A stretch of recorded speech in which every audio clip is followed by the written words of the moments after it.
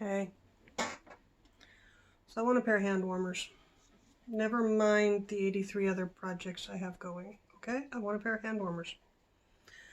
Might as well go through the projects before I start this. I have no place to put this. So I have a nest going. A nest, it's what I do. So the blanket coat is almost done. It's been almost done for a month. All I have left to do is every crochet and knitter's favorite thing. I have to put these in. Okay, and then I made, there's a spot on the back that I don't like because it's me and there's got to be something I don't like. I misaligned my row. See that right there? I knew that was going to happen, but I thought I had it lined up. Do you see the V? Do you see how it does not line up with the V? Okay, it's on my back. It shouldn't bother me, but it bothers me. So I made this, which I'm going to put like that, and then I'm going to embroider a word on it. And it will either say go away, or fuck, or something on my back. And then it'll go, I'm trying to get that lined up. It'll go like that. So it looks intentional-ish. Yeah, and it gets sewn down. So that's that for the back, to fix that one little spot. Then I made pockets. So these are the put your hands in pockets. Okay, which isn't quite big enough to put the hand in, but if you're cold, it'll work. And then I made chest pockets. And the front is more black than pink, because the whole thing was supposed to be more black than pink, but two of the skeins weren't the same weight as the other two skeins, because that's what happens when you're using recycled yarn from the thrift store. So this goes, yeah, here, like that. Can you see that? Like that. So you put your hand in, and this is the chest here, so it's like that. So this goes here. I thought about making it bigger, but I didn't have that much pink yarn, and I kind of wanted to go with, I got it done versus it's pretty. And I made front pockets, because why not? So that's that. It's almost done. I wear it around the house all the time unfinished, because that's me. It's warm. It's a blanket. The multicolor auburn thing is over by his chair over there because he's been using it as a lap blanket. The problem with the poncho I was making out of that same yarn, it turned out to be one of the specific yarns has an issue. It's, here, this will actually show it. It was too old. There, you can see it there. It was too old and probably shouldn't have been used. That's the only spot on this one, but it has no give, and the rest of the yarns still have give, so it crocheted up funky.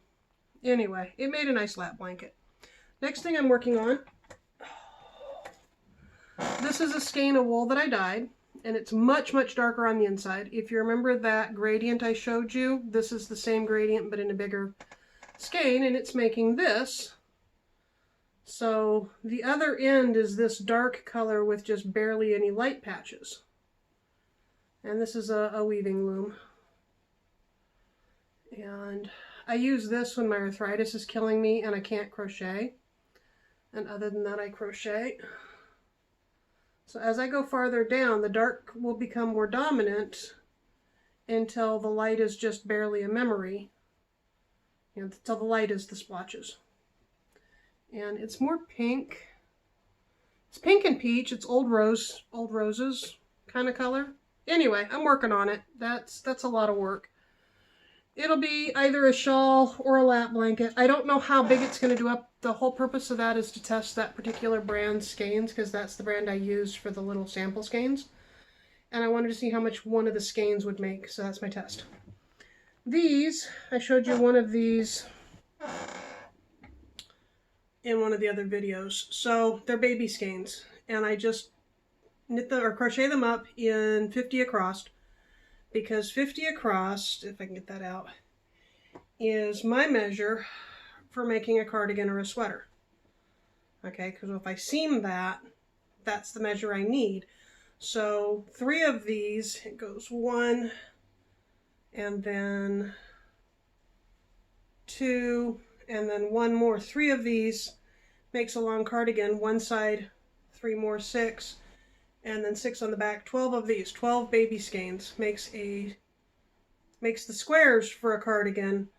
Then another 2 for the sleeves is 8 skeins, and then another 2 for binding it together. So you need 10 basic baby skeins, the smaller skeins, to make a sweater.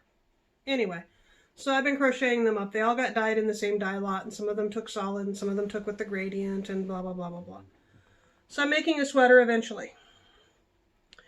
In the meantime, I want hand warmers, and it's cold in here. This yarn is yarn I spun. It's not commercial. This was me having fun. It's a whole bunch of different types of yarn.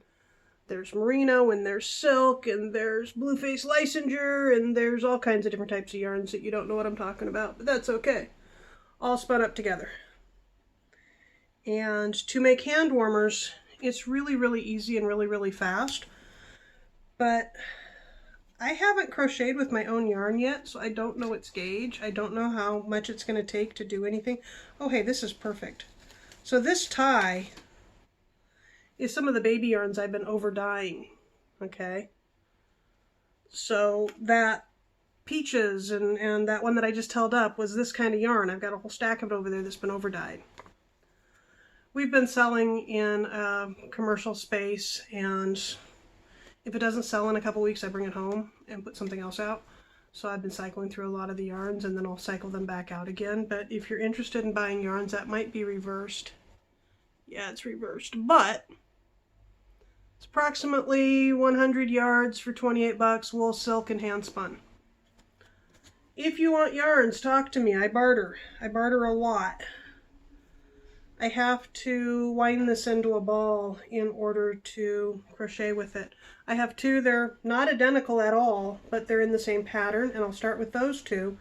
And I'll crochet up as much as I can of the hand warmer in this one, and then I'll crochet up the same amount in this one, and if it's not a big enough hand warmer, then I'll grab these 2, because the blue, the blue is the blue. This blue here is this blue here, which you can't really see. Wow. Okay, so there's blue in there. Blues, blacks, and purples, and a little bit of emerald green or forest greens. And in this one, there is the blue. So it will match, mostly. This is how I store my yarns, like neckties, because I think that's where neckties came from.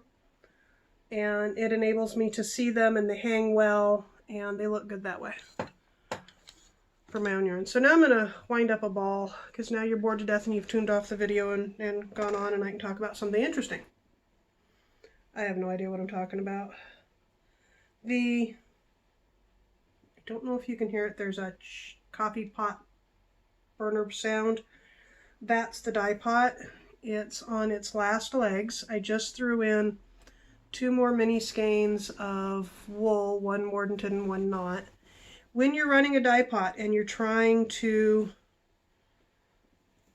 exhaust it, when you think it's exhausted, when you think you've got it all, and it made a knot. Of course it made a knot. Why did it make a knot? There we go. When you think you've got it all, throw in an iron Mordenton skein. Iron will pick up the last little bits of color that you didn't think were there. So that's what I'm doing now, because I like exhausting dye pots. Leave no dye behind kind of thing. The page I was trying to think of the other day, her name is Rebecca. The page is Chem Knits, or the YouTube channel. CHEMNITS. One of her reoccurring things is leave no dye behind. I like a lot of her stuff. I will never use the commercial dyes that 90% of her dyeing is. I just don't. I don't ever want to use something that requires a respirator, for one thing. I mean, I'm close enough with the mushrooms, because some of the mushrooms are toxic. But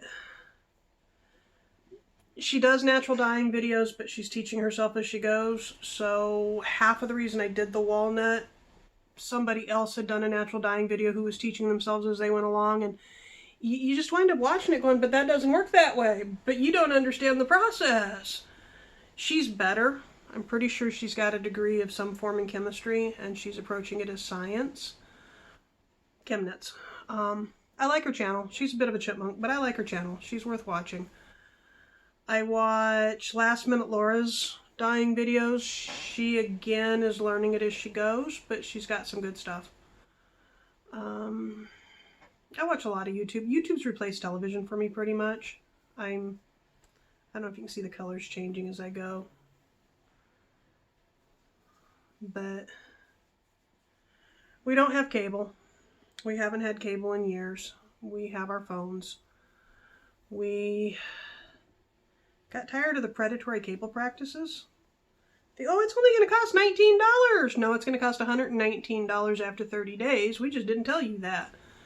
You signed a 2-year contract. You know that, right? That kind of shit.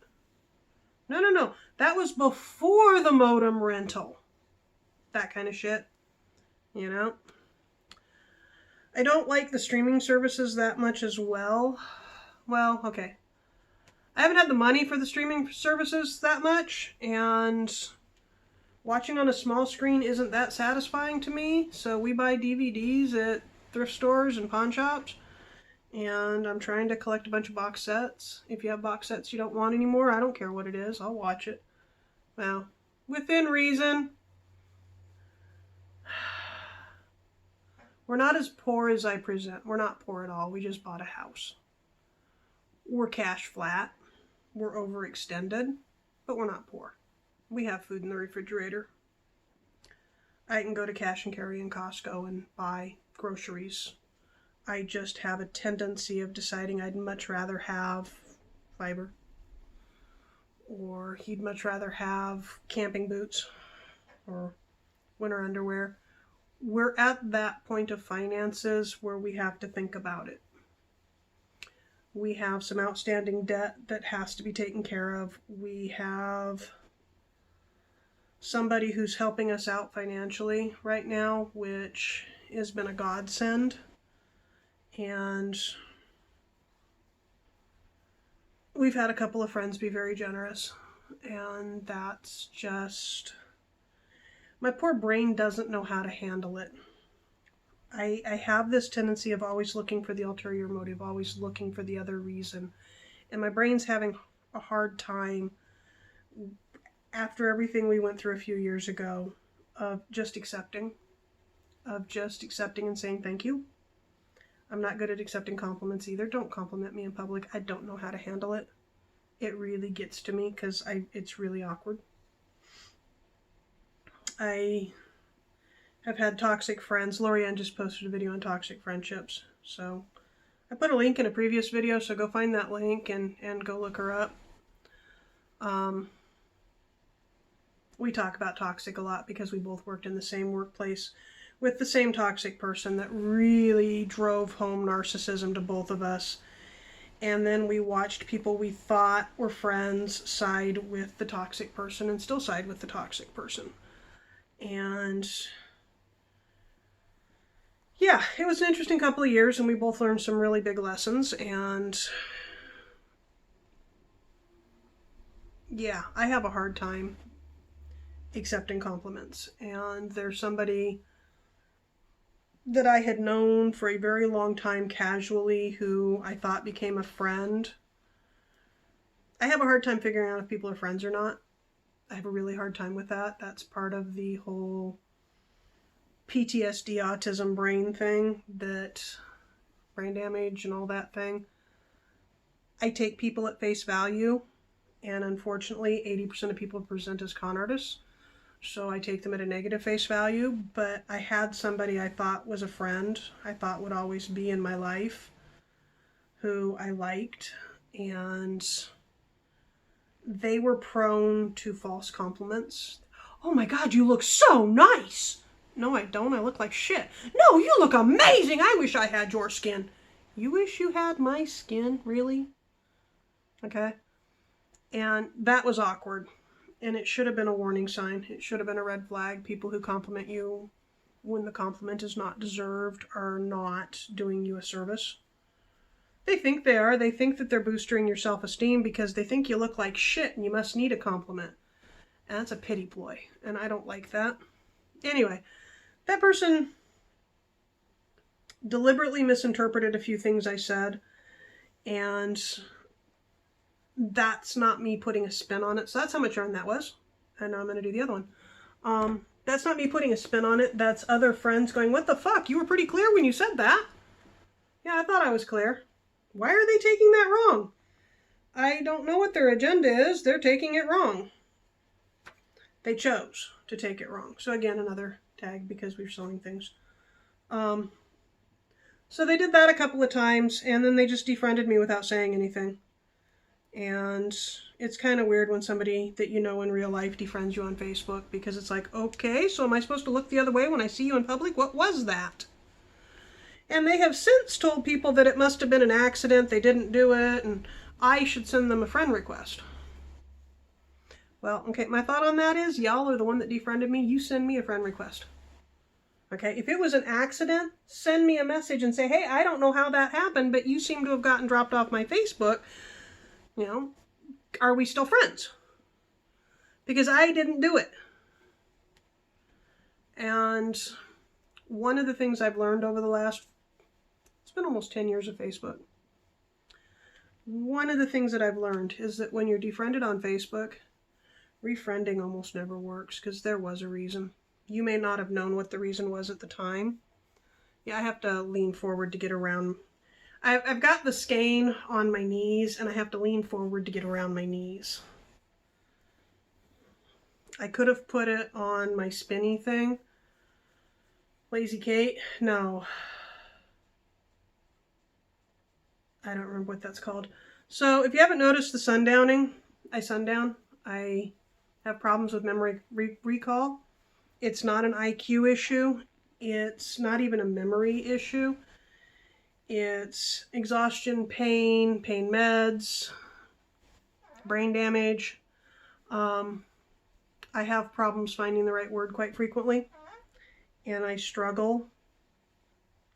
And just because I say I don't remember, it's not actually not remembering. It's closer to a physical stutter. I can't pull it up. I can see it, I can hear it, I can think it, I can't say it.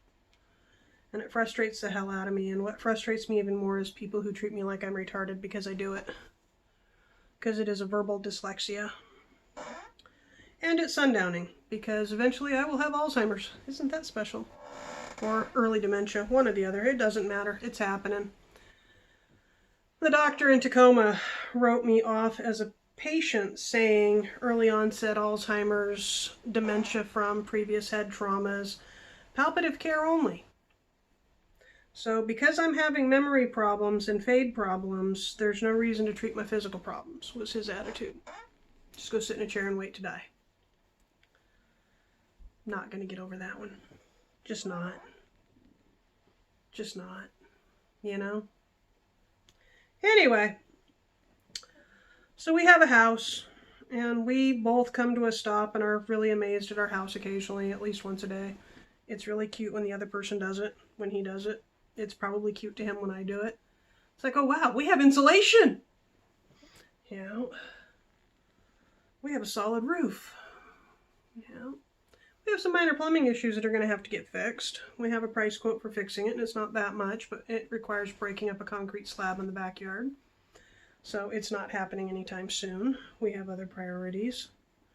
Our priorities are to bring the stuff back from Hawaii that's sitting in a storage locker, get the shop set up, and start making some money. Because we're cash strapped right now, and if we can get that stuff back from Hawaii, it can earn money. Period. I mean, it's a shop, okay? It's a wood shop. It's a metal shop. It's some parts of a garage. It's the ability to go out, and I have some beautiful black walnut wood in small pieces. And it's the ability to go out, set up the table saw, and saw off little bits of black walnut, just random shapes, match them up and make earrings. And it's an industrial sander, so zip, zip, zip, zip, zip, zip, zip, zip, zip, they're all sanded. And remind me to wear that respirator I just protested. And then it's 100 pair of black walnut earrings that are beautiful in random shapes, or they could be done in regular shapes. We could pick out a pattern, do black walnut gears. That would be cool. A lot more work than random shapes, but it would be cool. Okay, this is really stressful. Let's see if that works.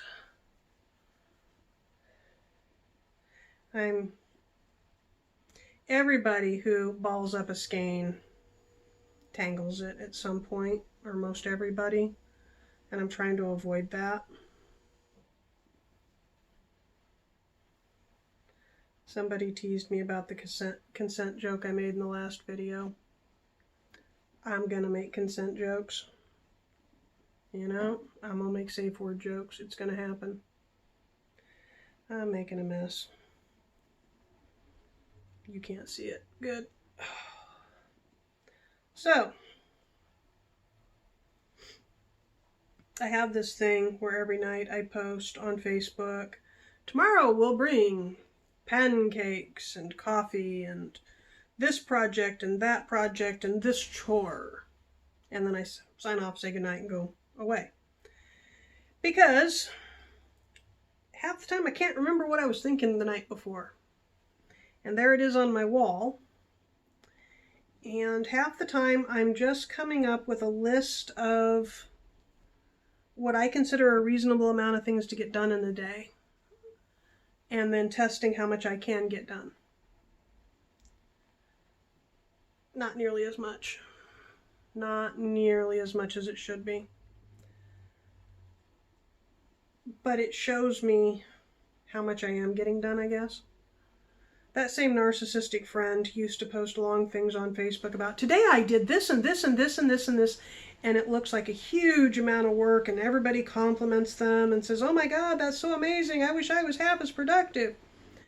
Until you actually look at the list and you realize that the micro listing makes it seem like a lot more than it is, because it's literally like saying, today I wrote 5 postcards, or I filled out 5 postcards to send to my congressman, and I located the stamps, and I licked the stamps, and I put the stamps on the envelopes, and then I took it out to the yard, and I put it in my mailbox, and I lifted the flag up. All that. Or they'll go down their list of grocery shopping, and I went to this store and that store and this store and that store, and I picked up this and I picked up that and I picked up this, and it's a lot less than it sounds. And I used to not be able to explain why it aggravated me without sounding petty, I guess, or being told I sounded petty, until one day we went on an outing with them, and my husband drove. So the plan was get to their house at 6:30, leave their house by 7, drive almost 5 hours, get to the place for the outing, do the outing, which would take about an hour to an hour and a half, then go to a nearby restaurant to meet up with some acquaintances and friends, have a late lunch, and then drive that 4.5, 5 hours home to their place, which is an hour past our place. Drop them off, and then drive home. So we left the house at 5:30 in the morning. We skipped getting breakfast because we figured we'd get breakfast on the road with them. Okay, that was our figure. We got to their house right on time. They weren't there. Half hour sitting in their driveway, wondering, what the They show up with McDonald's. They went over and got breakfast and sat and got their breakfast. I don't know what else they did. It was too early in the morning to do anything else. But we sat for a half hour, which means they had to have left their parking right before we got there, which means they left minutes before we were due to be there. Okay, so that just killed a half hour. They've had food. We haven't had food. Okay, not a problem. So one skein is slightly smaller than the other. You can see that, right? Which means I need to start with this one so that when this one runs out, I know how much I have. And then this one, when I make the second side, I do it to that amount and I'll have some yarn left over. And neither one feel like they're enough for a hand warmer. So, we got on the road. We went through McDonald's drive-thru instead of going to a restaurant like we thought we were going to. We get to the location. We do the event. We go to the restaurant with friends. They volunteer us to give somebody else a ride back, even though that now puts us an hour and a half past our place. Because they're just right by me. Well, right by you is still 30 minutes past you, and 30 minutes in the wrong direction. Anyway, they volunteered us. We probably would have volunteered ourselves. Okay. So we drop them off at home. We drop the other person off at home. We get home. We get to Facebook. And this person has posted, "Oh my God, it was such a long day.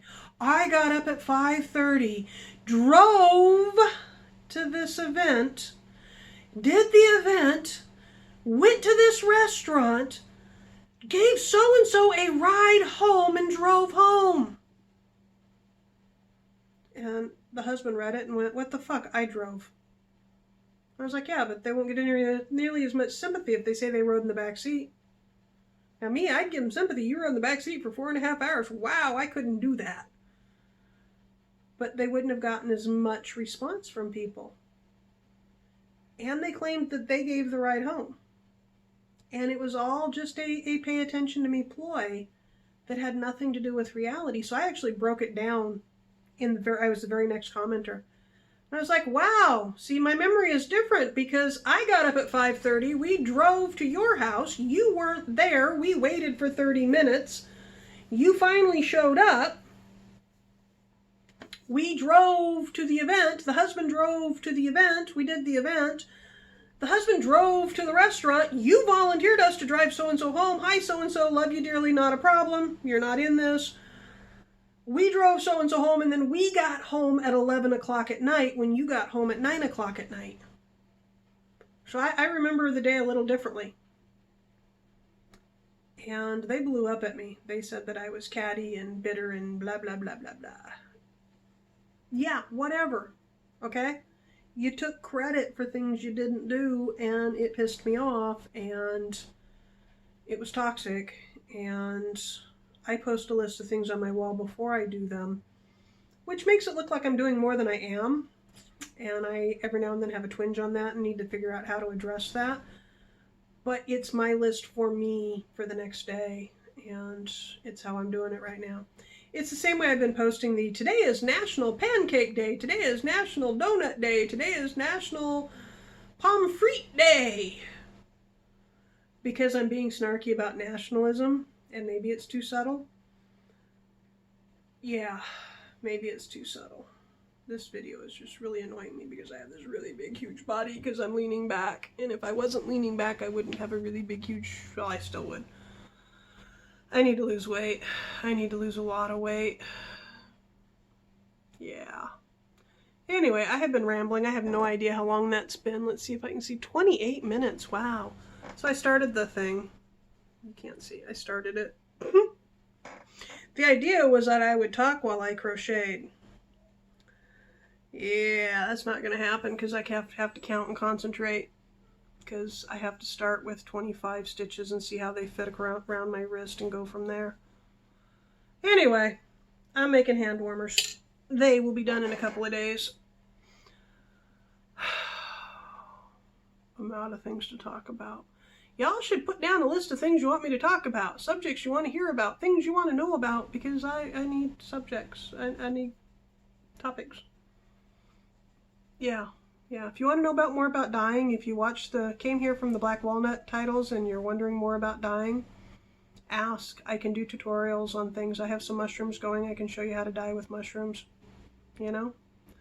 I can show you how to dye with parsley, cinnamon, turmeric. These are things that dye really well. I'm tired. I'm really, really tired. I don't know if that's an emotional state or a physical state at this point. Anyway, that's about it. I am rambling on. I will talk to you later.